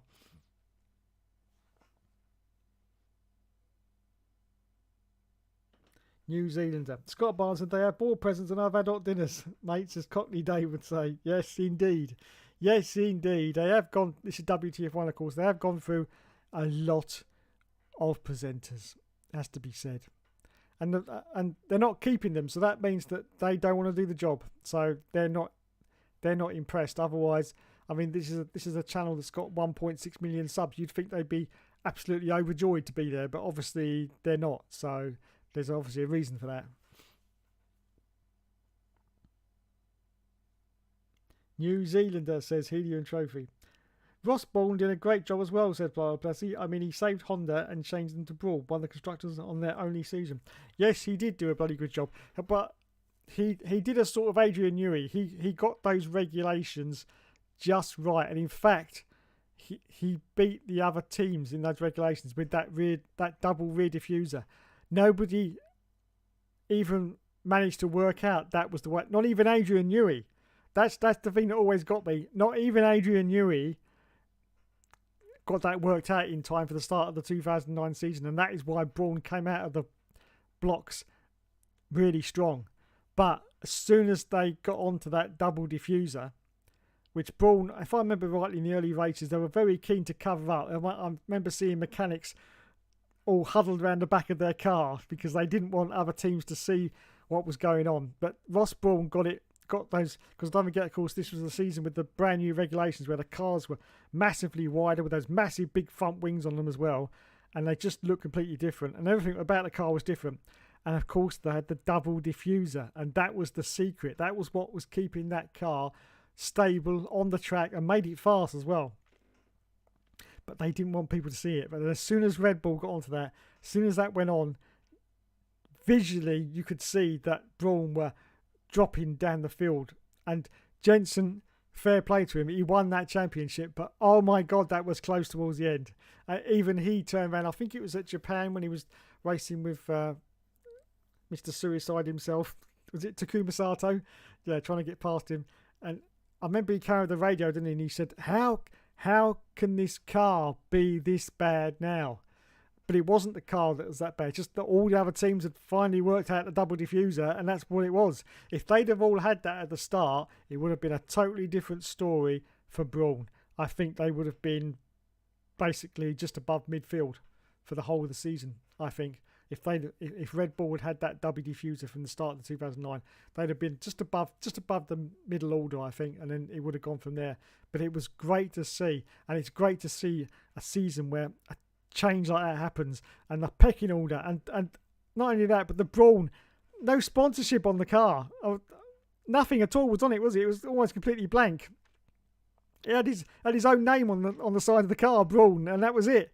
And that was the other great thing about it, especially after the Honda of 2008, when it was, oh my god, with the Earth symbol all over the car, and it just looked so messy. But to have this car with nothing on it at all, and of course after they started winning those first 2 or 3 rounds, everyone on the planet wanted to sponsor Brawn. It was unbelievable. And of course the first one that got in there was Richard Branson with Virgin, and from, I think it was about halfway through the season, you had the Virgin name which was on the nose cone of the Brawn car, wasn't it? But from the start of it, they had nothing. They had absolutely nothing on the car. So it was great to see. It really was. I personally don't think we'll ever see that happen again. Not the way Formula One is now. It's so homogenised, everything's together.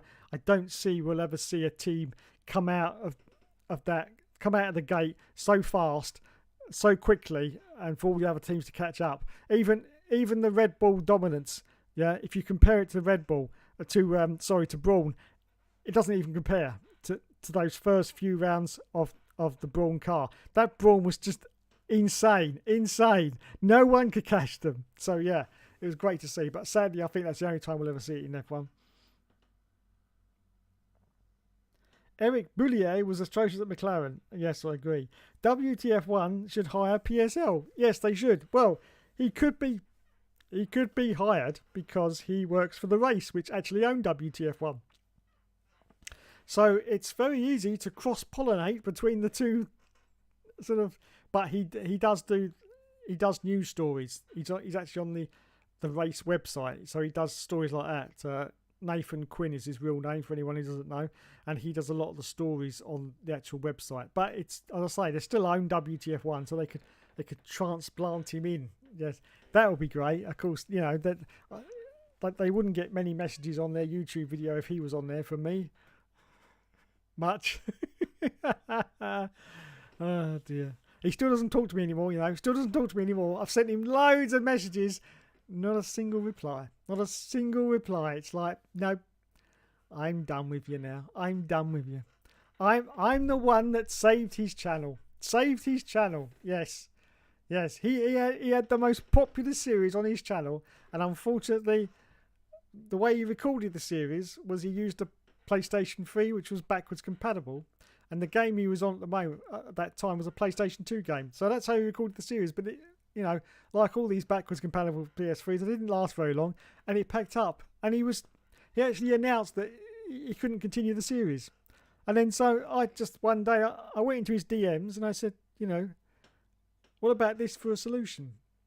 And he said, oh, I never even thought of that. He says, I won't tell you what the solution was because it's secret between us YouTubers, but I came up with it, and he said, yeah, it's good. And then lo and behold, like a week later, he's continued the series again. What was that series anyway? Was it Reverse Grid?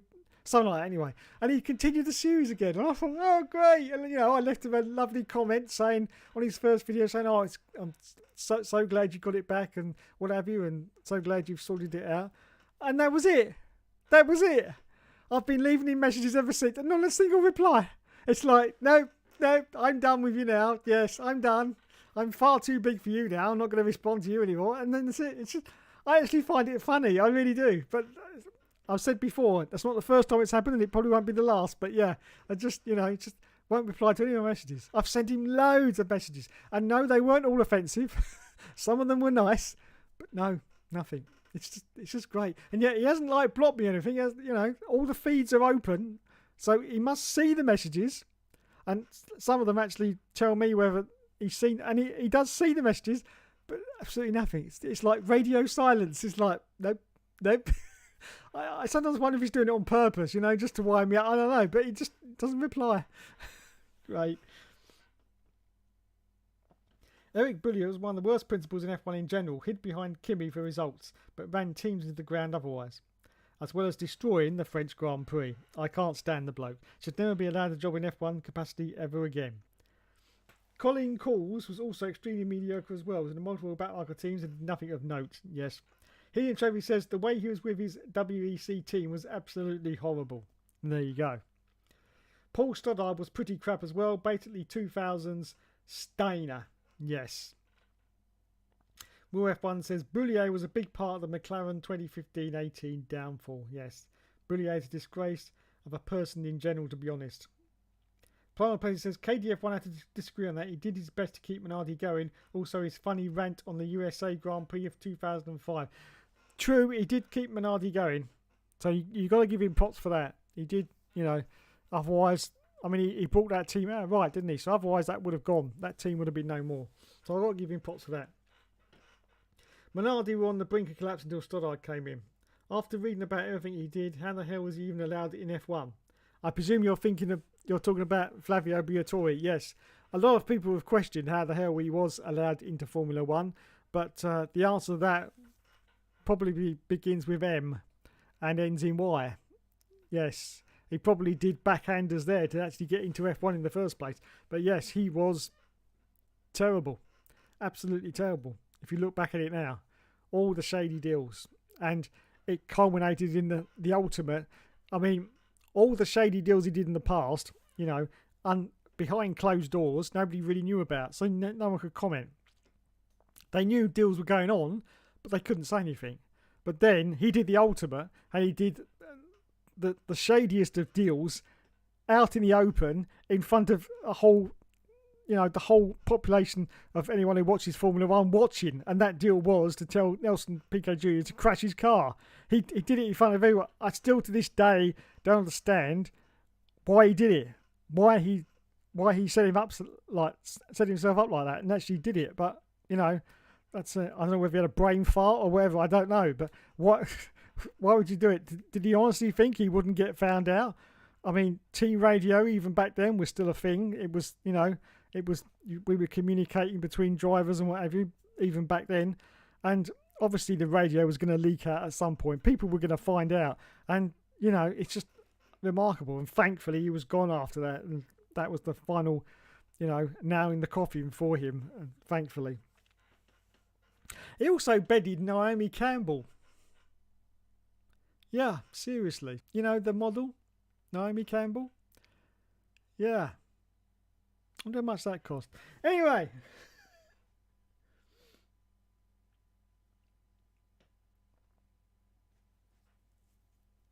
Schumacher dominated 1995 as well. Yes, he did.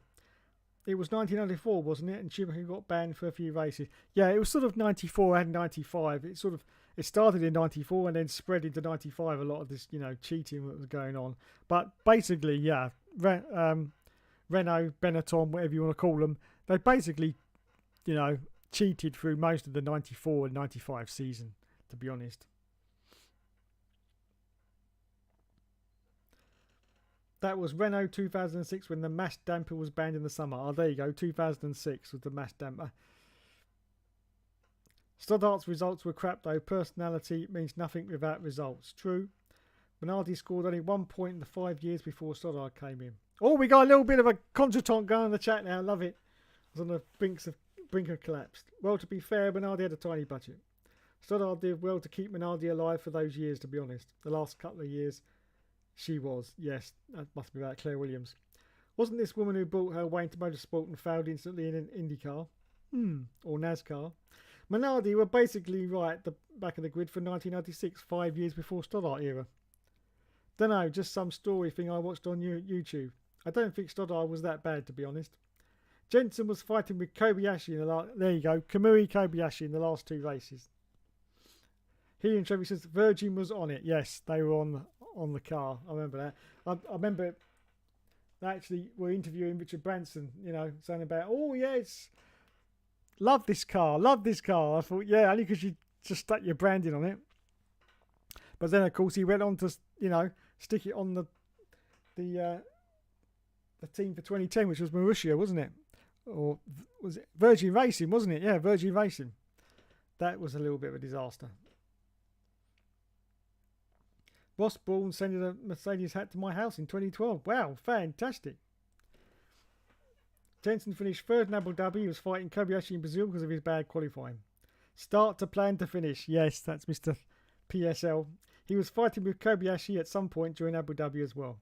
Because for my 18th, me and my dad went to Spa, my dad messaged Ross to try and get VIP tickets, but said he couldn't. So he sent me a Mercedes hat. Well done to Mr. Braun.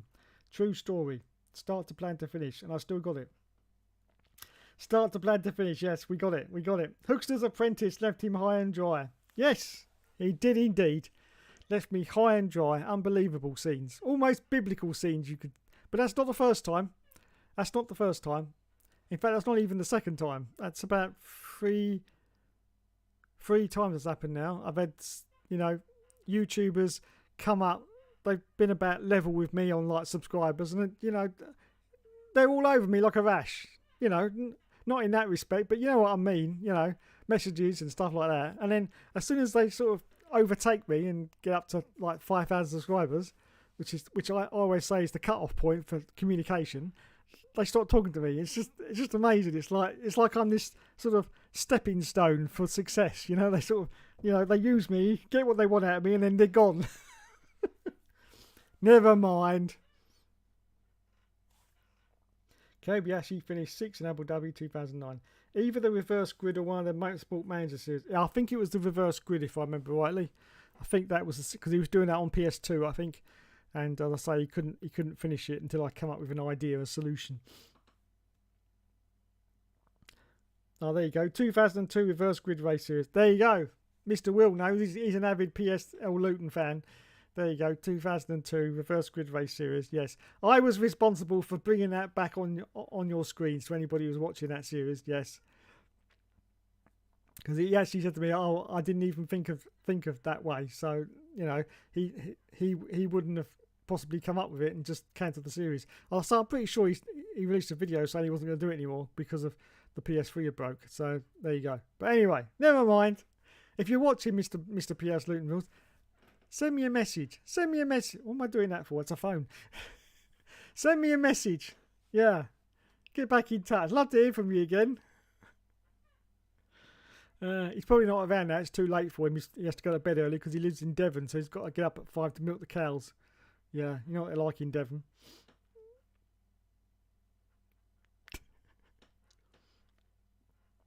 Just a shame I couldn't get with him to that F1 esports thing, although it was the best because it was a mess back there. Yes, whenever I come through the forbidden door, that's how I wanted another YouTuber to see me like that. PSL did finish the 2002, 2003, 2000 Championship Edition reverse grid. Nice one. I did do the 2003 reverse grid series before him, although one was miles more better and it's a better championship. Mr. Rules never uploaded 04 even though he said he records it all. He didn't. Outrageous. Fancy recording stuff and not uploading it. Fancy leaving people waiting for so long between episodes as well. Carmen Jordan! Mr. Rules never uploaded... Oh, at least you are most likely a decent human being, unlike PSL. Yes. Quite possibly. Mr. Rules is a melt. I did a 2006 reverse grid but got cancelled. I didn't do 2004 because he knew that the races would be boring. I did a test series of that and... Oh, yes. Well, 2004 was boring anyway, unfortunately, due to the setup of the game. Another YouTuber also did a reverse grid championship on F1 Championship Edition. Had 3 or 4 horse title races in the last race. And at the Singapore GP in 2009, Nico Rosberg said to the British media, I think it's an apology which will be expected. Because remember, he finished second in the 2008 editions of the course. Yes, he did. PSL be like, I'm better than you because I'm from London, Bedfordshire, Hertfordshire and Buckinghamshire always hate each other. They do. I wonder if PSL supports Luton given how they're in the Premier League. Probably. The Luton boys are hot shots now that their teams are in the Premier League. As a hill race driver, I am a degenerate. Yes, indeed. Bloody hell. I've been on here for 2 hours, ladies and gentlemen, and my voice is almost about to go. I've got to save some for tomorrow to do the all seasons commentary. So I'd just like to say thank you so much for joining me tonight on the stream. It's Silverstone this weekend. Have a nice Silverstone Grand Prix. Hopefully we can get some excitement. Hopefully we can get Lewis Hamilton to take out Max Verstappen at the start like he did, was it year before last? That would really create some excitement. But I don't think it's going to happen because I don't think he's going to be anywhere near him. He would be like 7th place or whatever. But anyway, enjoy your Silverstone Grand Prix. Dave, can you please convince Masiko I can't say that name. I can't say that name. To resume his F1 Channel Reverse Grid Series. I will donate my El Crapo capture card to him. We don't mention that name here. Bobby Bolivier says, move out of your mum's basement. I love that. That's great. Thank you, Mr. Bobby Bolivier. What a strange name that is. Is that real or did you just make that up? Bobby Bolivier. Let's hope Max's engine blows up. Let's hope it does. I just hope he doesn't come second, otherwise I'm going to get ritually sacrificed in the comments. Yes, because my prediction will come to an end. But yes, I can't get over that name, Bobby Bolivier. We don't have basements, just lofts. Yeah, Alonso wins the British Grand Prix. You heard it here first. There you go. Alonso for the win. Alonso for the win. Oh my God. Anyway, thank you everyone for joining me tonight. You have been awesome as always. To Scott, to HRD, to KDF1, to Bobby Bolivier, to Plynal Plessy. Helium Trophy was in there as well. Will F1 Game was in there. KDF1 was in there. I don't think it let me. Scott was in there. I don't think it let me scroll up much further. Helium, I think I've just said. If there's anyone else, I do apologise, but it's not my fault. I can't go up any further. We're up as far as I think I've got everyone. Actually, I think I have. If I haven't mentioned you, I do apologise profusely. Profusely. That's an old word. Profusely. Anyway, thank you so much, everyone, for joining me tonight. You have been awesome as always. As I say, enjoy the Silverstone Grand Prix. Let's keep our fingers crossed and hope it ends up as a really exciting. I don't think it's going to rain. No, I don't think there's any rain, unfortunately. But let's just hope it ends up. I'm praying it's going to be an exciting race. It won't be, but I'm praying it ends up as an exciting race. So yeah, enjoy it, everyone. And if you don't get Sky, you can watch it all free this weekend on Channel 4. Even the practice sessions are on. They start tomorrow. Yes. Can't wait. Practice, qualify and the race. It's all for free on Channel 4. So anyone who doesn't get Sky, you can watch the whole thing. Fantastic. And just imagine that you actually buy Sky just for one weekend. Yes. So there you go. Anyway, thanks so much, everyone. Perez to win. Latifi to win. But living in a basement is the way everyone has to live nowadays. That's true. That's true. And no red flag. And Lewis to win, says Plynal Plessy. Wow, look at these predictions. Look at these predictions. I don't think the Latifi one's going to actually work, though. Because he's not in Formula 1 anymore. But he could still win it. He could still win it, yeah. In his head, or possibly going around on the F1 game. Yeah, I won it. I won it. I won Silverstone. Channel 4 for the win, says HRD. Yes, indeedy. Anyway, thank you so much, everyone, for watching tonight. You've been awesome as always, and I'll catch you in the next video. Thank you, and good night.